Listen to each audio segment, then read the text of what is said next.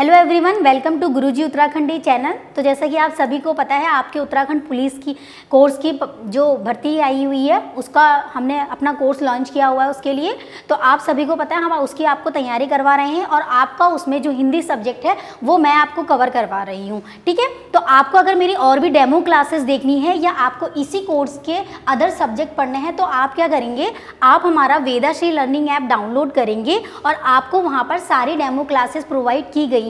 अगर आपको वो पसंद आते हैं तो आप हमारा वो कोर्स परचेस कर सकते हैं। और अगर आपको उससे जुड़ी और अन्य कोर्सेज के बारे में अगर जानकारी लेनी है तो आपको डिस्क्रिप्शन बॉक्स में हमारा ऐप का लिंक भी प्रोवाइड किया गया है और आपके जो हमारी स्क्रीन में जो नंबर चल रहा है आप उसको नोट करके हमसे संपर्क कर सकते हैं। ठीक है, तो जैसे कि आप सभी लोगों को पता है कि पिछले लेक्चर में हमने आपका मुहावरे पढ़े थे और मुहावरे हम कंप्लीट हुआ था। तो मुहावरे के साथ एक लोकोक्ति करके भी आपका सब्जेक्ट मतलब एक टॉपिक आता है, इसको भी कवर करना हमें बहुत ज़रूरी हो जाता है क्योंकि ये दोनों एक जैसे दोनों सिमिलर होते हैं पर थोड़ा थोड़ा इनमें क्या होता है, अंतर होता है। तो हम उस डिफरेंस को समझेंगे, उस अंतर को समझेंगे। ठीक है, तो अब ये क्लासेस शुरू करते हैं। तो सबसे पहले हम बात करेंगे हमारे लोकोक्तियों की। ठीक है, मुहावरे हमने जाने, मुहावरे में हमने क्या समझा था, मुहावरे में हमने समझा था कि क्या होता है कि एक सामान्य सा जो अर्थ होता है, सामान्य सा जो वाक्यांश होता है वो कैसे एक विशिष्ट वाक्य मतलब अर्थ में वाक्य में क्या हो जाता है, प्रयुक्त हो जाता है। ठीक है, हमने ये समझा था। ठीक है, तो अब हम लोकोक्तियों के बारे में समझते हैं कि लोकोक्ति क्या है, इसमें और इन दोनों में डिफरेंस क्या है। ठीक है, तो जो हमारा लोकोक्ति है, सबसे पहले बात कही जाए तो अगर हम साधारण भाषा में कहेंगे तो जो लोकोक्ति है वो क्या है, कहावतें। मतलब कि आपने सुनी होंगी, कहावतें सुनी होंगी आप लोगों ने, है ना। ये क्या होती है, कहावतें होती हैं। ठीक है, कहावतों को ही हम क्या कहते हैं, हम कहते हैं लोकोक्तियाँ। ठीक है, अब कैसे होती है, देखो इसमें क्या होता है, वहाँ क्या होता है, जो आपका जो हमने पढ़ा था। ठीक है, जो कहावतें क्या होती हैं, कहावतें मतलब कि जहाँ पर क्या होता है, कोई प्रसंग चल रहा होता है या आपस में कोई ग्रुप मतलब 4-5 लोग आपस में क्या कर रहे होते हैं, बातें कर रहे होते हैं। और जब वो बातें कर रहे होते हैं तो अचानक से वो क्या करते थे, कोई एक कहावत बोल देते हैं। ठीक है, कहावत बोलते हैं। अब वो कैसे बोलते हैं मैं उसको समझाऊंगी, बट उससे पहले आप लोगों को ये जानना ज़रूरी है कि कहावतें एक्चुअल में इसके अंदर का अर्थ क्या है, इसका भाव क्या है। तो इसके भाव से समझा जाएगा। तो इसमें जो होता है, वाक्यांशों में भाव छुपा होता है, यहाँ लिख देते हैं, में भाव क्या होता है, छुपा होता है। ठीक है, तो यहाँ पर भाव की बात की गई है। ठीक है, वहां पर क्या था, वहां पूरे वाक्यांश का एक पूरा क्या निकल रहा था, अर्थ निकल रहा था। और यहाँ पर क्या है, यहाँ पर भाव निकल रहा है। ठीक है, तो आप सिंपल तरीके से कह सकते हो लोकोक्तियाँ क्या होती है, जो भाव से जुड़ी हुई होती है। ठीक है, क्या होता है, जिन वाक्यों में भाव छुपा हुआ होता है तो वही हमारे क्या होते हैं, वही हमारे क्या कहलाते हैं, लोकोक्तियाँ कहलाती हैं। ठीक है, इतना क्लियर होगा। अब आपको मैं एक एग्जाम्पल देके समझाती हूँ कि मान लीजिए एक गाँव में एक पंचायत हो रही है, मतलब कि एक गाँव में 5-6 लोग आपस में बैठे हुए हैं। ठीक है, 5-6 लोग क्या है, आपस में बैठे हुए हैं और वो बातें कर रहे हुए हैं। ठीक है, तो वहाँ पर बातें क्या हो रही है, एक कुएं खोदने की बात आ रही है। ठीक है, एक कुएं खोदने की बात आ रही है। तो अचानक से एक व्यक्ति, जब आपस में वहाँ बातें हो रही होती तो अचानक से एक व्यक्ति वहाँ से उठता है और वो क्या बोलता है कि मैं जो है अकेले ही क्या कर लूँगा, मतलब वो कहेगा कि आप लोग रहने दीजिए, मैं अकेला ही कुआं खोद लूँगा। तो यहाँ पर उसने क्या बोला कि मैं अकेले कुआं खोद लूँगा, अकेले कुआं खोद लूँगा। अब आपको समझना क्या है, तो इसी बात पर लोग क्या करें, जो वहाँ पर आपस में लोग बैठे हुए थे वो लोग इस पर हंसने लगे, वो लोग इस पर क्या करने लगे, हंसने लगे। तो उन्होंने यहाँ पर एक प्रसंग बोला, मतलब कि क्या बोला, एक कहावत बोली या एक लोकोक्ति बोली। उन्होंने बोला कि अकेला चना भाड़ नहीं फोड़ सकता।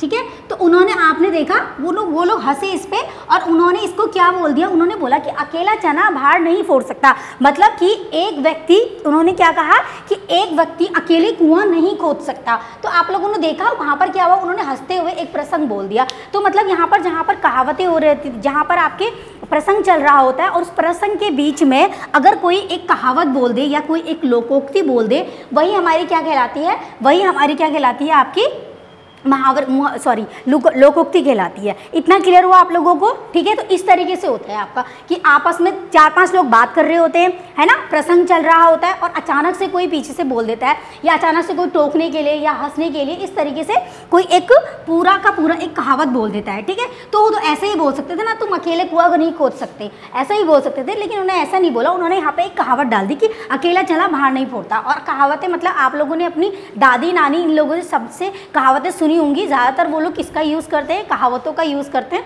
जो हमें कभी समझ में नहीं आती है, बट आज हमें क्या करना पड़ रहा है, अब हमें अपने स्टडी में भी उसको पढ़ना पड़ रहा है। ठीक है, 1 से 2 नंबर आपके यहाँ से भी आ जाते हैं, तो इसलिए क्लियर हुआ।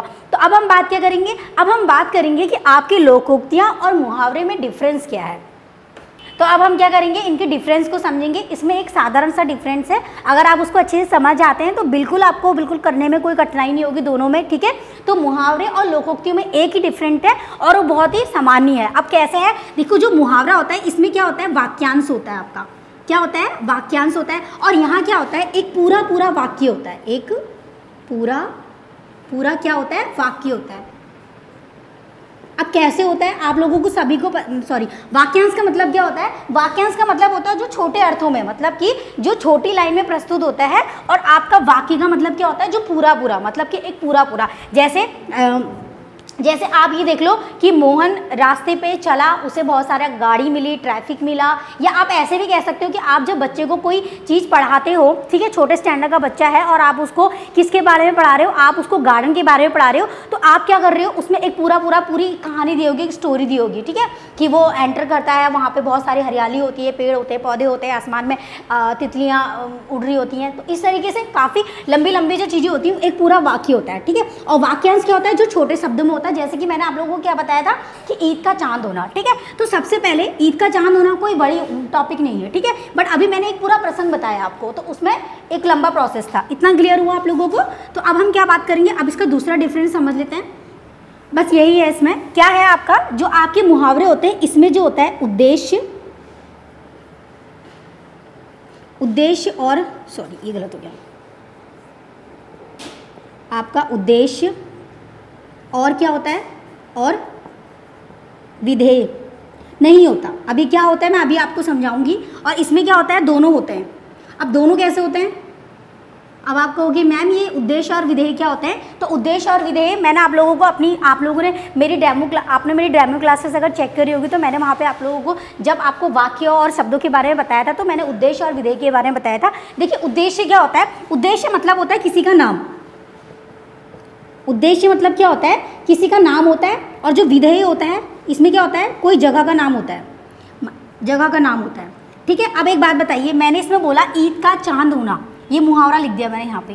क्या लिखा? ईद का चांद होना। अच्छा, एक बात बताओ, इसमें किसी का भी नाम आ रहा है या किसी को प्रयुक्त किया जा रहा है? नहीं किया जा रहा है ना। ईद का चांद होना, ठीक है, ना यहाँ पे किसी जगह का नाम है और ना ही किसी व्यक्ति का नाम है। यहाँ ना ही किसी व्यक्ति का नाम है और ना ही किसी जगह का नाम है। ठीक है, तो इसमें आपको कॉमन समझना होगा कि इसमें उद्देश्य और विधेय नहीं होते हैं। और यहाँ क्या होता है? दोनों होते हैं। कैसे होता है? मैंने अभी आपको बताया था कि मतलब सारे लोग आपस में बैठे हुए हैं, लोग बैठे हुए हैं, तो उनमें से किसी ना किसी का नाम तो होगा ही ना। किसी का नाम होगा, किसी का सुरेश होगा, तो इस तरीके से बहुत सारे नाम होंगे। ठीक है, वहाँ पे जगह का नाम भी होगा। जैसे उन्होंने क्या बोला, अब जहाँ पर उन्होंने कुएं की बात करी, ठीक है, कुएं की बात करी। अभी कुआं किसी न किसी गांव में तो होगा, किसी न किसी स्थान में तो होगा, और जहाँ पर वो बैठे होंगे वहाँ पर तो होगा ना। तो इस तरीके से आपको रिलेट करके पढ़ना है। आप लोगों को क्लियर हुआ कि यहाँ पर क्या होता है? उद्देश्य और विधेय नहीं होते और यहाँ पे उद्देश्य और विधेय होता है। कैसे होता है वो मैंने आप लोगों को बता दिया। ठीक है, अब हम 1-2 आपकी लोकोक्तियाँ मैं आपको बताती हूँ कि कैसे आपको उसको सॉल्व करना है।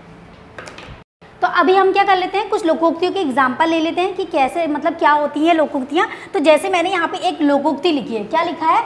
अधजल गगरी छलकत जाए। यहाँ पर क्या लिखा है कि आधी मतलब अधजल गगरी छलकत जाए, मतलब कि अगर तुम गगरी, मतलब अगर आप किसी घड़े को ज़रूरत से ज़्यादा भर दोगे, आप उसे हाथ से दबा के तो उसको एडजस्ट नहीं कर सकते हो ना। अगर आप उसको ज़्यादा भरोगे तो वो क्या करेगी?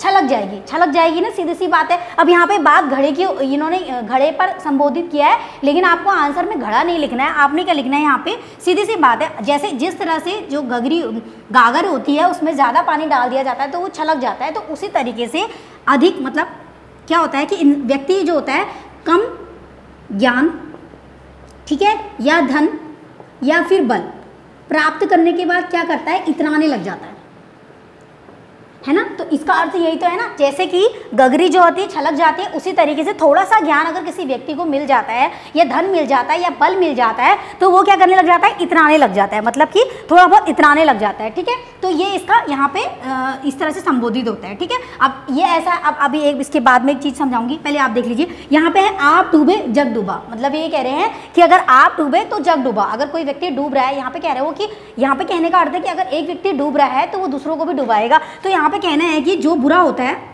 ना, जो बुरा व्यक्ति होता है वो क्या करता है, दूसरों को भी बुरा समझता है ना।